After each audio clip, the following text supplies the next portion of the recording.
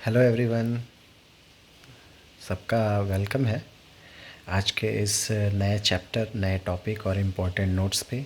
और ये यूपीएससी के मॉडर्न हिस्ट्री से रिलेट करता है क्योंकि सभी स्टूडेंट्स को ये प्रॉब्लम ज़रूर होती है कि मॉडर्न हिस्ट्री को हम कैसे पढ़ें और कितना पढ़ें, कितने आसानी से वो शॉर्ट तरीके से इजी हैक बना करके पढ़ें कि हमें याद रह जाए कि क्या क्या इम्पोर्टेंट टॉपिक्स हो सकते हैं। तो अगर मैं मॉडर्न हिस्ट्री की बात करूँ ना, तो इंडिया के अगर एस्पेक्ट से पढ़ेंगे तो अराइवल ऑफ ब्रिटिशर्स बहुत इंपॉर्टेंट टॉपिक हो जाता है कि ब्रिटिशर्स जो है ईस्ट इंडिया कंपनी के एक फॉर्म में आए, लेकिन वो पहले एक कंपनी थी, सिर्फ ट्रेडिंग एक्टिविटीज़ के ऊपर ज़्यादा फोकस करती थी। पर धीरे धीरे ब्रिटिशर्स जब आना शुरू हुए तब उनका जो है एक्सपेंसन और जो इन्वेज़न करके लूट पाट करके और एरियाज़ को कब्ज़ा करना शुरू कर दिया था। और इसमें बड़ा इम्पॉर्टेंट रोल है द रिवॉल्ट ऑफ 1857। आप लोगों को पता है 1857 की रिवॉल्ट के बाद से ही जो ब्रिटिशर्स का जो प्रभाव रहा, जो इम्पैक्ट रहा, वो और ज़्यादा गहरा हो गया। ब्रिटिश लोगों ने, अंग्रेज़ों ने जो पॉलिसीज़ बनाई, जो प्रोग्राम्स बनाए, जो उन्होंने नाम दिया कि रिफ़ॉर्म किया हमने, लेकिन जो भी स्ट्रगल करना पड़ा लोगों को, वो पॉलिसीज़ के बारे में हम इसको स्पेशली 3 तरीके से बांट सकते हैं। आप देख सकते हो, इकोनॉमिक वे में बांट सकते हैं, एजुकेशनल में बांट सकते हैं, लैंड रेवेन्यू में बांट सकते हैं। आप लोगों को पता ही होगा, लगान दोगुना लगान लेगा मूवी आपने देखा होगा, तो वो लैंड रेवेन्यू सिस्टम से जुड़ा हुआ था, जिसमें भूमिधारी और क्या कहते हैं उसको हम लोग, वर्ड मैं भूल जा रहा हूँ, हिंदी का क्या है वर्ड वो। तो स्पेशली लैंड रेवेन्यू जो है ये जनरेट करने के लिए उन्होंने सिस्टम बनाया। और एजुकेशन में उन्होंने कैसे इंग्लिश को धीरे धीरे प्रमोट करने की शुरुआत की, ताकि हमें वर्क करने के लिए, हमारे कल्चर को समझने के लिए यहाँ के लोगों में जो है उसको ज़्यादा प्रमोट किया जा सके।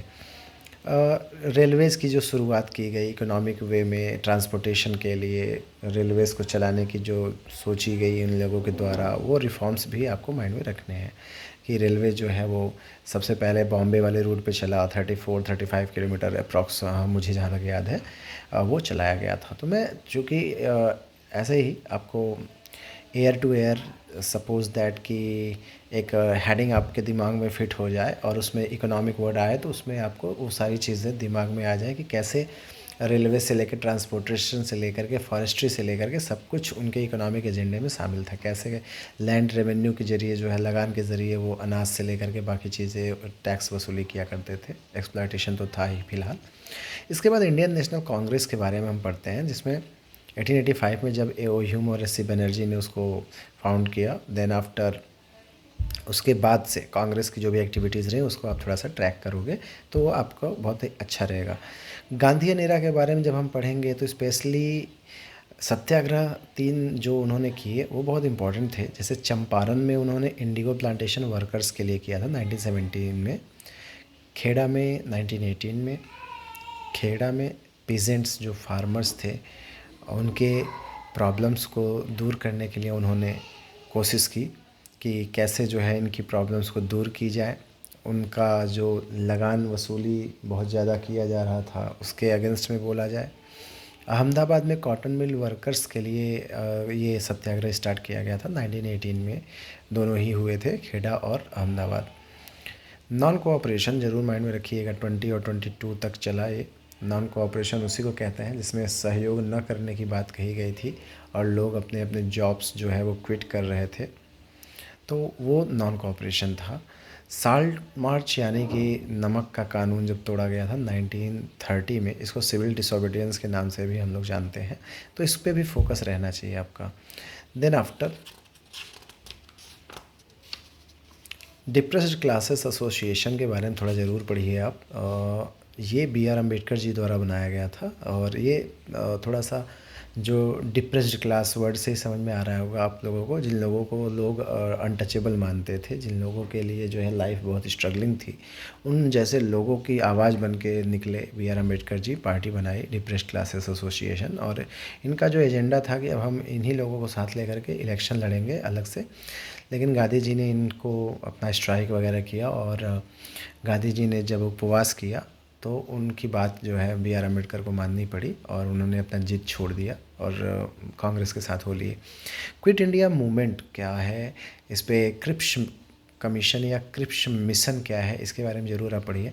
क्रिप्स मिशन जो है था जिसमें सर स्टेफर्ड क्रिप्स जो है वो एक प्रपोज़ल लेके आए थे। उनका ये टारगेट था कि इंडिया की जो पॉपुलेशन है यंग लोगों की, वो वर्ल्ड वार टू में ब्रिटिश के सेना की तरह लड़े, पूरी तरह से उसमें इन्वॉल्व हो। तो इसको क्रिप्स मिशन कहा गया था। क्विट इंडिया मूवमेंट भी 1942 में ही उसी समय में हुआ। चूँकि इसका एक फ़ायदा भी उठाना था, तो वर्ल्ड वार सेकेंड जब चल रहा था तो अंग्रेज़ उधर जर्मनी से भी लड़ रहे थे, जापान इटली से भी लड़ रहे थे, तो इधर कमज़ोर पड़ रहे थे। थोड़ा बहुत उनकी पकड़ जो थी, वो थोड़ा होल्ड जो था वो ढीला पड़ रहा था। तो इसका फ़ायदा भी उठाना था इंडियंस को। तो उसी समय गांधी जी और बाकी जो कांग्रेसी लीडर्स थे उन सभी ने मिल करके क्विट इंडिया मूवमेंट को लॉन्च कर दिया और ये काफ़ी ज़्यादा इसी वजह से सक्सेसफुल भी हो पाया। फिर आता है बात भाई, इसी दौरान जो वर्ल्ड वार चल रहा था उसमें भी जो इम्पोर्टेंट इवेंट्स हैं उसको आप मॉडर्न हिस्ट्री में ही कवर करना है आपको। इसी दौरान एटम बॉम्ब के name little boy fat man भी याद रखना है, नागासाकी हिरोशिमा भी माइंड में फिट कर लेना है, जापान के जो दो प्रमुख शहरों को गिराया गया था टारगेट करके एटम बॉम्ब। तो आज के लिए फ़िलहाल मैंने जो नोट्स आप लोगों को पढ़ाने के लिए समझाने के लिए बनाया था वो यही है। और चूँकि वीडियोस बहुत लंबे हो जाते हैं तो नॉलेज वाइज आपको टॉपिक्स बहुत ज़्यादा एक्स्ट्रा मिल जाएगा, तो आप जो है उसको 5 से 6 घंटे स्टडी करके कवर नहीं कर पाएंगे।